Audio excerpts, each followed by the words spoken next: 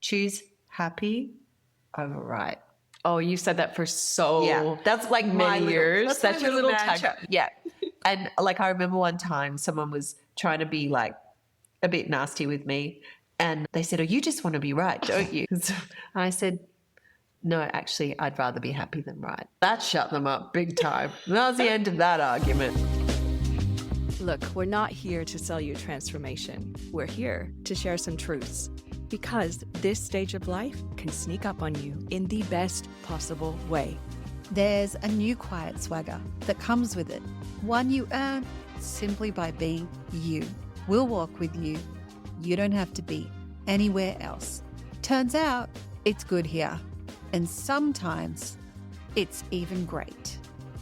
Happiness has incredible PR. Yeah, honestly, the brand campaign for happiness has been running 24/7 for decades. And a lot of the time, we're still not sure we're happy. And I've always thought happiness is like sleep. The harder you chase it, the harder it actually gets to find it, right?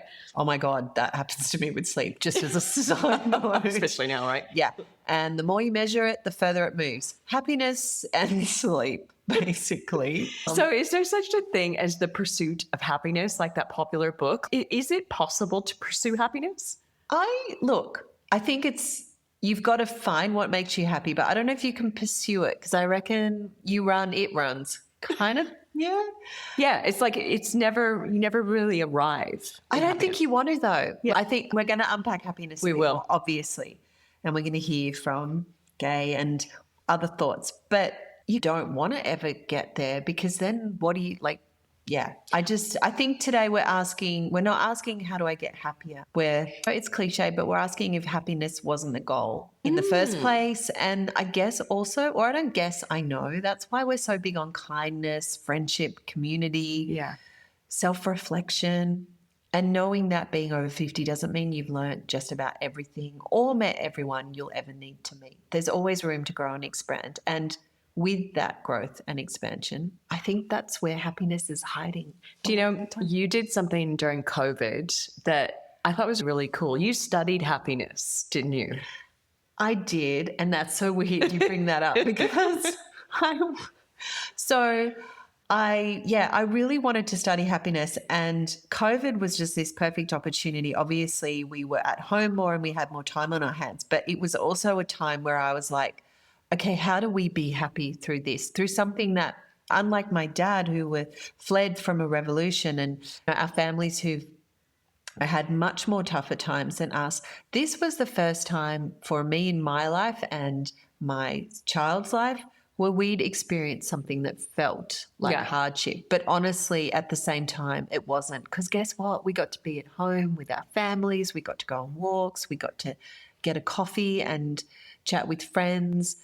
So I wouldn't say that it's like that, but it's the closest we've come to that. And it was pretty damn scary. So I don't want to diminish it. So there's these amazing online uni courses you can do for practically nothing and sometimes free. And it was called The Science of Happiness with UC Berkeley in the US, which sounded very fancy. So I wanted to be able to say I did that. And it was something I wanted to talk to you about today because there were so many good points in it. And they looked at happiness in such a different way. And it's in the name, the science of happiness, that they really looked at studies and data and the real truth of happiness. So it's worth looking into. But there was one thing I wanted to bring up and share with you, Heather. I think I told you a little bit about then. One of the main people that deliver the course is Sonia Lyubomirsky, and she's really known around this happiness topic. And there was this thing that stood out that she's done a lot of work on called the happiness set point.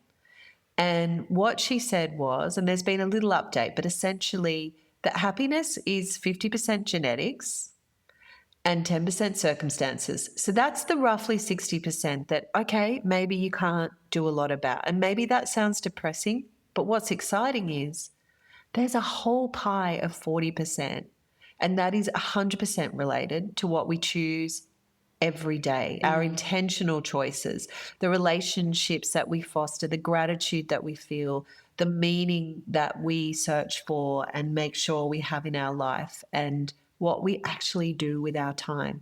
And that really stood out to me because I thought, Yeah, I get it. There's people that are like, I'm not bad off. COVID was horrible, but I knew I wasn't bad off. And I know that there's people that have circumstances that are incomprehensible, or there's genetics or things that are, again, out of your control. But knowing that in most circumstances in our lucky lives here, that 40% is our choice Yeah. is incredible. And from that 50 plus angle, the great news is we've had a lot of time to figure out what we can do with that 40% that actually moves the needle for us. And I think that's when Life from 50 is when you start to focus on that 40% and you actually know what you should fill that 40% with, or at least 27%. Still learning the other 13. Yeah. I want to talk to you, Ellie, about someone named David Blanchflower. I want to hear. If his name's Blanchflower, yeah, I'm it's like, good what? name, right? Talk to me about Okay, so he talks about the U curve of happiness. And to be honest, this kind of makes me happy because I've had a little bit of a shit time with my emotions over the last few years, coming up to 50. I don't know about you guys out there, but honestly, so what he has found is that there's sort of this dip in happiness between the age of 47 to 50, and it actually bottoms out. They have an exact age at 47.2 in advanced nations. So basically, early 50s is where you're really shifting. There's a lot of stuff changing in your life. And why it's promising is because there's a rebound. It's a U curve after all. So you have this rebound that happens in your 50s, 60s, and 70s where you have this upward trend in happiness. So people in their 60s and 70s actually report higher life satisfaction than they experience in their 30s or 40s. You know what's wild about this? Yes. Because I think it's just weird how the data lines up, because you're saying around 47 you have this dip between 47 and 50, right? Yeah. And I think then, based on David Blanchflower's research, I love his name. That's so good, right? Yeah. It's wild because around 47, if you do feel this dip, you're not going to know. You're going to think, oh shit, I'm feeling this dip because I'm getting to 50. And 50 just feels like this number. Oh, like It's heavy. that's heavy. Yeah. So if that's when the dip happens, but nobody's telling us that for some reason data proves there's a natural dip in life between 47 and 50. Yeah. And we just don't know that. But that dip goes away and from 50 plus, which is really helpful for us and what we're all about. Yes. But it's wild that you start to feel better. It's, reminds me of the first year of motherhood where if someone, I think we talked about this on a recent podcast, if someone had just said, you will feel yourself again after the first year, I think this is kind of like that. It's okay that you have this dip. That doesn't mean you're on a downward trajectory. It means you're right on time and you're about to start going up again. True. And so there's something interesting about this too, by the way. So more recently, this sort of makes me sad. So I'm curious to see what the cool kid on today's episode is going to tell you guys about happiness. But here's the thing. There is a rise of unhappiness in young people aged 18 to 25. And so what's actually happening with this U curve slightly is they're looking at it more like a linear line upwards. So essentially our well-being gets better the older we get. Isn't that fascinating? And really exciting. I know.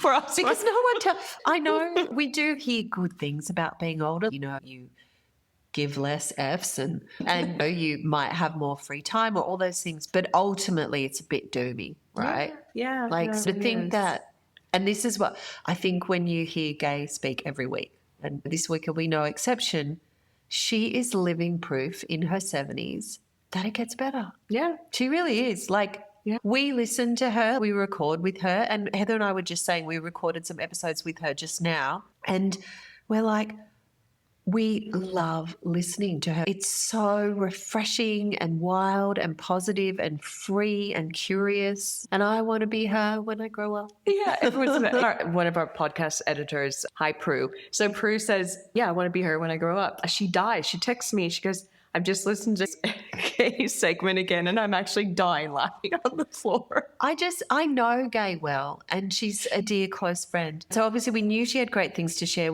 I thought I'd heard a lot of it, but the way she articulates herself, but Brilliant. it's just natural. Yeah. And and she says it so simply, And it's worth listening to. So Worth this, listening I to. think this research that you just shared, it makes sense. It makes sense. It's starting to make real sense. Yeah. So not too long ago, we have a mutual girlfriend who is, I think she's experiencing a little bit of anxiety or just worrying a lot about what other people thought about her. And you talked to her about someone, and I want you to talk to our listeners about what you sort of said to our girlfriend about her situation. Yeah. So absolutely. Now, probably most of you, this will not be news to you. You've heard of Mel Robbins and especially her mind-bogglingly popular book, Let Them, the Let Them Theory. And I was lucky enough, I took my son back in March, not long ago. She's been doing a world tour and she came to Sydney. And I think like it was a sold out room of 15,000 people in Sydney. It was insane. Maybe it was even more. Maybe it was 30,000. Anyway, it was an insane That was a lot. amount. It was like a massive theatre, one of our biggest theatres full. And I know why it is like one of the best, like apparently it's leading up to become one of the best-selling books of all time in this sort of genre of self-help or self-reflection, because I can see why. I've listened to it on Audible, like I think 3 times now. And if you haven't read it or listened to it, I can't recommend it highly enough. She goes into a lot more detail, essentially, in the book. But in its essence, it's the way to be happier is to just let others do and be what they say. It doesn't mean you get stepped on. It doesn't mean you don't do something about it. And definitely go check out the book and check out Mel to find out, okay, once I accept people as they are, then the next step is let me. And that's what do I do? So it's not to be a doormat.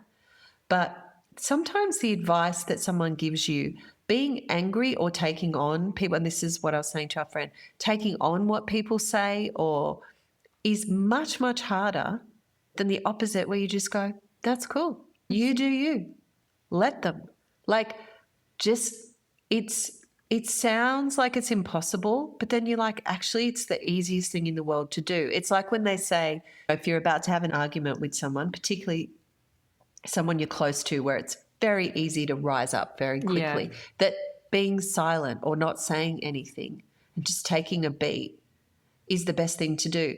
What's wild about that is we find that so hard because we're like, nope, I want to prepare my next best argument. I've got this great thing to say. But actually saying nothing is the most easiest, least energy sapping, least upsetting thing you could ever do. And yet we don't choose it. It changed our friend's life because I remember you said to her, get the book, like the audio book, right? Yeah, I said straight away, Yeah. she was sharing the challenge. Yeah. And once you've started practicing it yourself, you're like, life without this is crazy. Just if you had one simple tool that you would never forget, it's like, let them. And then, of course, give yourself that moment of pause or that time to figure out, okay, do I want that person in my life? Yeah. Do I want that situation? What could I do that's positive? But you can only come to all of those things if you at first just don't take it on. Don't react. Let them. Because guess what? People are going to do what they're going to do anyway. I heard this other thing. I used to work with the speaker, John DeMartini, and he said something to the effect of 50% of the world's going to dig you and love who you are and what you do, and 50% isn't really going to be that into you. So you better be doing what you love and being who you are because the split is just the same. I love that. So it's kind of, it reminds me of that. And it's true. Like there are some people that you cannot make like you or you cannot make understand you. Don't try it. Don't try. They're not going to. Yeah. Let them see the world they do. They have their own lens. You're not always right about everything, but it's not about right. It's about being happy. Choose happy over right. Oh, you said that for That's like many years. That's My my little tag. mantra. Yeah. And like I remember one time someone was trying to be like a bit nasty with me and they said, oh, you just want to be right, don't you? And I said, no, actually, I'd rather be happy than right. That shut them up big time. And that was the end of that argument because they were like, And I'm like, no, I don't need. Of course we love being right. I have this argument with my husband all the time. Of course I love being right, but I absolutely freaking love being happy more, ultimately, if I have to choose. Yeah, it's evident. So, yeah, I I love know that. you wanted to share a story Yeah, well, about happiness. Go So on. true. Actually, because last week we spoke about identity, right? That was a really good ep. By the way, guys, go listen to it if you haven't yet.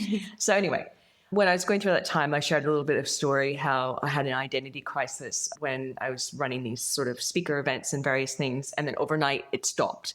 And I remember I went on my solo pursuit of happiness in my 30s because I didn't know who I was anymore. And I lost so much and I was feeling really lost. So I was like trying to read the books and trying to learn how to be happy. And then one day I just sat out in the sun and I thought, what if happiness is just being present? Honestly.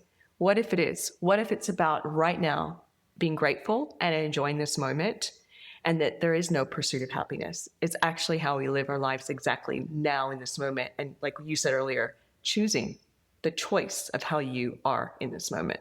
And that's ultimately, I guess, my story, because it's more of a mantra. It's more of a philosophy of how I live now versus trying to be something I'm not or chase other things.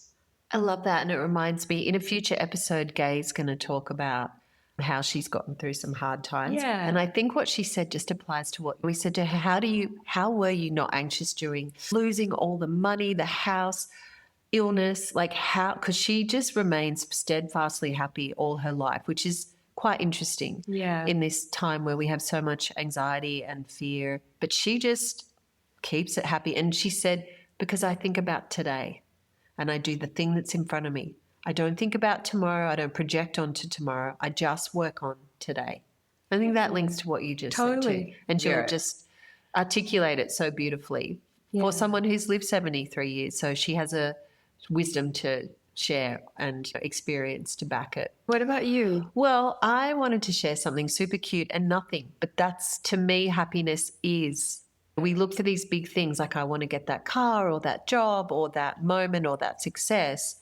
But every minute of your life is actually what your life is. So I have always been, as much as I love those big goals, I've always been focused on those moments and minutes. And it made me think, and it's part of the inspiration, obviously, to this podcast is my coffee club. Yeah. And how happy they make. Like, I can't imagine life without them. And it's only been a few years that I've had them. But one of the things that we've started doing regularly is, and we might have mentioned it, is a Friday night, like once a month. We've done a few playing Uno. And that was when Gay was saying, there's only 4 colors? Yeah. Or something. Yes. That was on the previous episode. That's where, like, it was hilarious the first night we played when we were trying to teach her the rules and we nearly lost it and never even ended up playing, but it was the best thing ever. But I was just thinking when we were talking about what would be our story of happiness, I remember sitting there playing Uno a few weeks ago and I looked around at 3 ladies and I can't wait till you join us because I know you've yet to come, Heather. Can't wait. And I just thought, and we were laughing and bantering and picking on each other, but in the most fun way where you never question, is that person just saying something, never a truer word said in jest? You know, when people say something as a joke and you're like, are you actually trying to tell me that you don't like XYZ about me? But I just looked around and I thought, finding people, and I think it's not impossible in your younger years, but I think it's definitely somewhat easier from 50 because of the way people think and how precious we take life and how much gratitude we have for good people in our life. It's just because we realize, you know what, we got to make the most of this and enjoy it. And I just looked around and I thought, well, happiness with whomever you're with, wherever you are. And that was just a game of Uno with my girls. Yeah. I love that. Earlier, Ali mentioned Sonia Lyubomirsky, where she studied happiness. And guess what? Sonia has something she wants to tell us. Let's listen in. This is where we share voices worth listening to on today's topic. Good to know. Up next. I'm a happiness scientist, and I've been a happiness scientist for 36 years. For my entire professional career, I've been obsessed with learning the secrets to being a happy person, with trying to answer the question, can anyone become happier? Now, how do we even study something like that? Well, in 1998, my lab pioneered what we call happiness interventions. Happiness interventions are experiments with human participants. Over the years, we've done dozens of these experiments, testing whether practices like expressing gratitude or doing acts of kindness or simply acting like an extrovert make people happier. And they do under the right conditions. My students and I spent decades doing these experiments, This work made my career. And yet I realized that I hadn't really been listening to what the data were trying to tell me. And then it finally clicked. It dawned on me that almost all of the interventions that work to make us happier, they work precisely because they help us feel more connected to and loved by others. So writing a gratitude letter to my mom makes me feel more loved by her. And doing an act of kindness for my colleague makes me feel closer to him. In other words, what I learned is that to be a better happiness scientist, I had to become a love scientist. Because as it turns out, the key to happiness is feeling connected and loved. And I know that sounds like a cliche, but many powerful ideas do once you distill them. The real challenge and opportunity is how to put it into practice. So then how do we connect? Well, we can connect through touch or dance or eye contact. But let's face it, in Western culture, in many cultures actually, we mostly connect by talking. Yet here's the problem with our social world today. Even when we're talking, we all have walls around us. There are walls around our friends, colleagues, neighbors, even family. We build those walls to protect ourselves, yet they also keep us from ever really letting anyone in. They keep us from becoming truly known. So this is literally my number one happiness tip. The one thing I wish everybody knew: we will feel more loved if we become more known, if we learn to talk to people in a way that takes down the walls between us. The secret is super simple, yet I think massively profound. If you do one thing today to be happier, let it be this: approach your next conversation differently from what you've done before. First, by sharing from the heart. You take down your walls by sharing something real about yourself, not just your highlight reel. Whether with your best friend, colleague, or first date, be brave enough to let others see the real you. Here's a simple practice: start small. Pacing is really important. So don't immediately share your deepest secret or trauma. If you go deep too fast, everyone's walls will come right back up again. Instead, in the beginning, maybe say something honest, like, "I've had a rough day," instead of "I'm fine." Recent studies show that people will like you more when the conversation is deeper as opposed to shallower. 2, you help the other person lower their walls when you listen to them in order to learn, not to respond. Quiet your voice so theirs can be heard. So during your next conversation, instead of mentally rehearsing your story, try to listen like there's going to be a quiz tomorrow. Furthermore, ask one more question that you'd normally ask, like, "How did that really feel?" Such questions signal that you're right there with them. When was the last time someone asked you a real question about your life? It's rare, yet research shows that people yearn to be asked, and those who ask questions are better liked. And yet you've probably all had this experience. Someone talks at you for an hour, tells you their whole life story, then walks away knowing nothing about you. Am I right? That's not what I meant. Sharing and listening hold hands. If you only share, it's a monologue. If you only listen, it's an interview. But when you do both, that's when the magic happens. And that's it. It's really that simple. By sharing a little more and listening a little deeper, all of us can learn to take the walls down. If we do, we'll know one another better.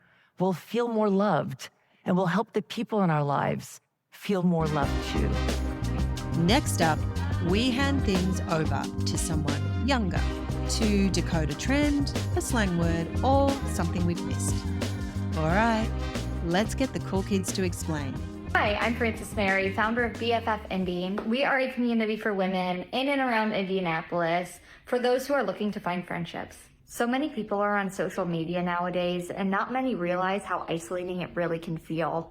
I've been able to see so many women find joy coming to our events, making new friends, and leaving with a whole new sense of belonging. If I could leave you with just one thing, it's that joy comes through connection. It's really hard sometimes putting yourself out there, but I promise it's so worth it. It's those little kind of challenging steps that really help you grow out of your comfort zone and find that true happiness. And don't forget, A single conversation or event that you attend can change your life more than you know, and you might find happiness in places that you don't even realize. Every episode, we pause for wisdom from someone who's been through it and learned a thing or two. Here's a word from the wise. Okay, guys, I think I learned the best lessons about happiness from my husband, Chris. He was a chronic workaholic. He couldn't enjoy his time. He could not enjoy taking a holiday. Had to bring his work with him, took his work everywhere he went. And he said to me once that he can't live in the day. He could only live 10 years ahead of what he could achieve. And he died. And he died because of that, I reckon, because he couldn't have special times. I used to have my own holidays by myself with the kids. He'd fly up for one day and come back at 4 o'clock in the next morning, right? And that's crazy. And happiness is fleeting. It's all different levels of happiness. There's experiences you have with people. There's contentment of achieving something. I think there's all different levels. Looking at something that's grass is greener on the other side, that's not true, ever, ever, ever. It's all about you and how you feel. Right? And today's the day. And we all know that, really. But you've got to practice it. You've got to practice it. And I think I'm practicing every day of my life now. Right? Always, right? I get up in the morning, I say, I'm so grateful. Look at this beautiful place I'm in, right? Got all these fabulous friends I can go and see. Before I even start the day, I go and see all my fabulous friends and then take off and see more friends. I'm pretty contented just most of the time, right? I never think about happiness. I never think, oh, I really need happiness. Let's go out and find some happiness. I think if you're not pursuing it all the time and thinking, I've got to have it, then it's like anything. You don't really try hard enough to get it, you'll get it.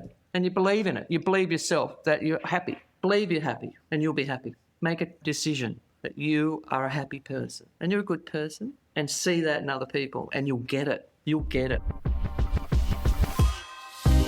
Guys, if today's episode hit, please send it to a friend that needs to hear that simple days are not failed days. They could be the happiest days.